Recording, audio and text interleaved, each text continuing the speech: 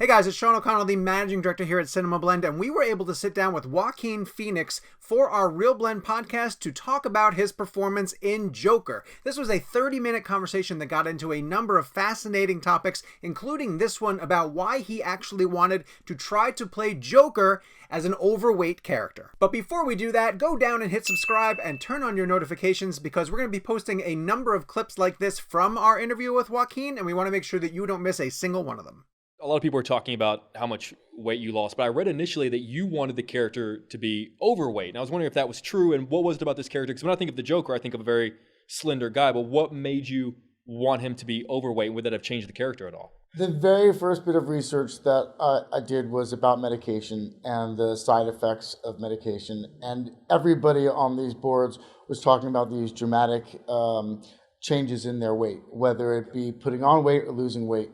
And there's something so fucking tragic about taking a medication because you feel out of step with the world, and then you have these side effects that magnify that feeling. And so I said to Todd, I think we need to have something that is drastic to kind of show this, and it's based in reality, and I think it's really worth exploring. And I suggested we put on weight because I've done the losing weight thing before and it sucks. I was like, I don't take that. Yeah, I don't want to do it again. But Todd was really smart, and he said, no, I really think it's the other way. And I knew that it was going to be that way, but I just wanted to give it like one little push. Give it a shot. You didn't say that in front of De Niro, did you? No. But it was amazing because there's the physicality and how you look, and that's valuable. But I think more than that is how it makes you feel.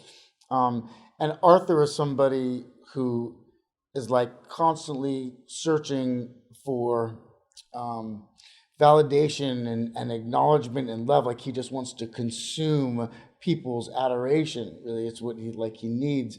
And I think in some ways, I had that feeling like I was constantly dissatisfied. Having that kind of level of hunger makes you just think differently. But I think it made me feel my body in a way that I don't normally kind of feel. And I think it allowed me to find a lot of the movement that ended up becoming such an important part of the character. And I don't know why, but I think you just become hyper aware of your body at that point. Like you think about it differently. And so it ended up, being twofold, something that affected me kind of emotionally and mentally, but also altered the way I felt about myself physically.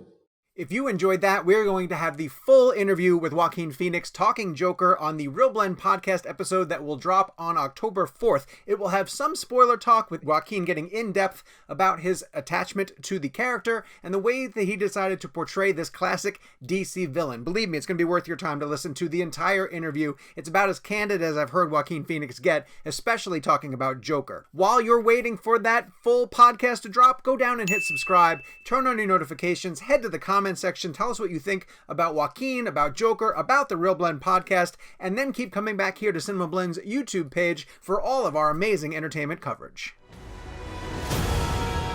For my whole life, I didn't know if I even really existed. But I do. And people are starting to notice.